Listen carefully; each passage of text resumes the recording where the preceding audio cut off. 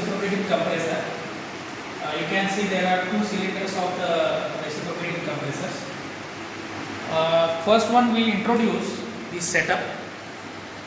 Here we can say there is a one notch through which we are getting the what is the quantity of air which is coming inside.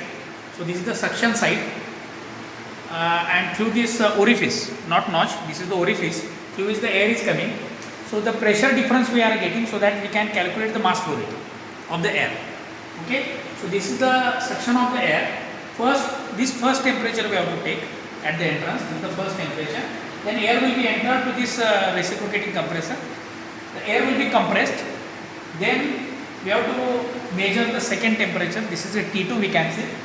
This is the intercooler. Intercooler is there. Intercooler to cool that air, because after compression somewhat temperature of the air is getting increased. So we have to cool it. It is the air cooled intercooler we can see here. After intercooler again we have to measure the temperature. Then air will be entered in second cylinder, where again we are compressing the air. Okay, and then it is going to the this is the outlet of this second cylinder. Again we have to measure the temperature, and this air is coming to the cylinder. Before this again there is one intercooler. You can see this is the intercooler. Again we have to measure the temperature here, and then this is the receiver tank where we are storing the air. The pressure of the air we are getting by this pressure gauge. You can see this is the pressure gauge where we are measuring what is the pressure which is available here. Okay, so this is the pressure gauge which is required to measure the mass flow rate of the air. This is the temperatures where we see which temperature we have to measure. These 5 temperatures are there, and again we have to measure this what is the input to this motor. You can see what is the setup. This is the motor and this is the engine. We can see this is one type of engine. So motor is required to drive this engine. So and then we can say the compression is going on. So for this motor, what is the input? It is the electricity.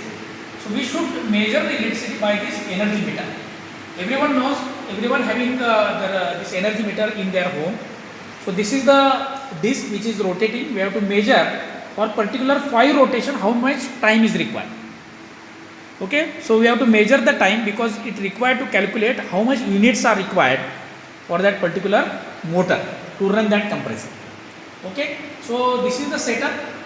So what are the measurements we have to do in that? We have to take the measurement of temperature, pressure gauge, and the energy meter reading. So these 3 readings are required to calculate this indicated power and isothermal efficiency. These calculations we have to do.